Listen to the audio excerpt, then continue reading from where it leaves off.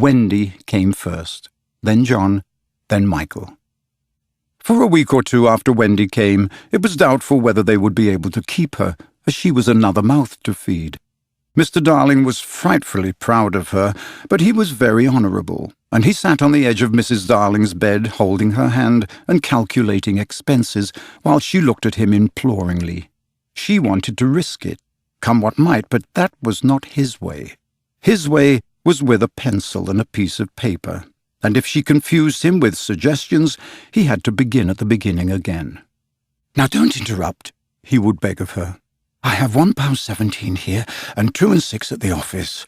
I can cut off my coffee at the office, say 10 shillings, making 2, 9 and 6. With your 18 and 3 makes 397. With 500 in my checkbook makes 897. Who is that moving? 897.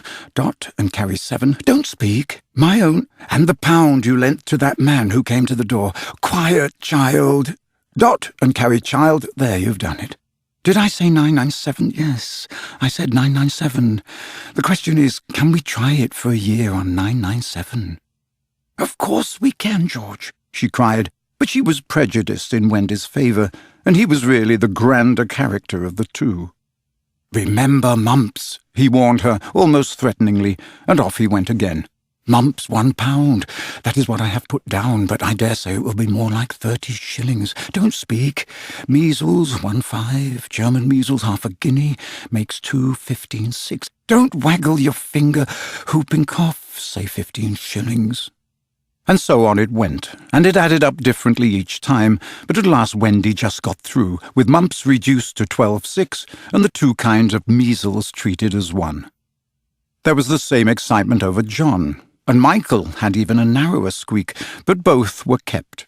And soon you might have seen the 3 of them going in a row to Miss Folsom's kindergarten school, accompanied by their nurse.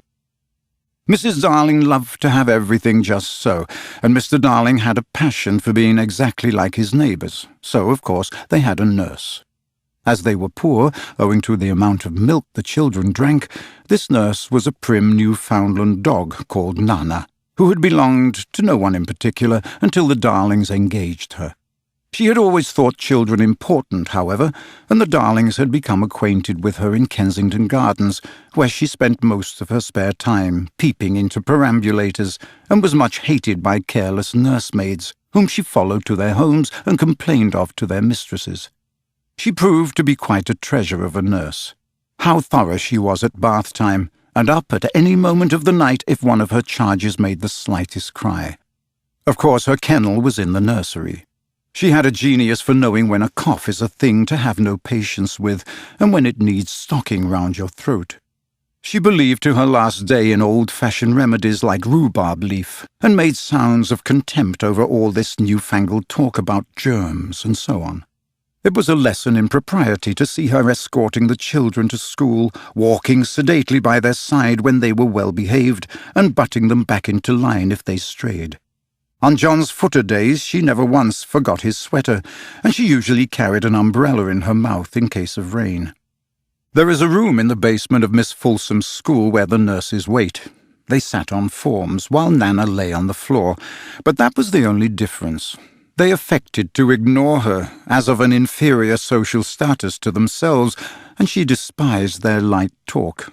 She resented visits to the nursery from Mrs. Darling's friends, but if they did come, she first whipped off Michael's pinafore and put him into the one with blue braiding, and smoothed out Wendy and made a dash at John's hair. No nursery could possibly have been conducted more correctly, and Mr. Darling knew it, yet he sometimes wondered uneasily whether the neighbours talked. He had his position in the city to consider.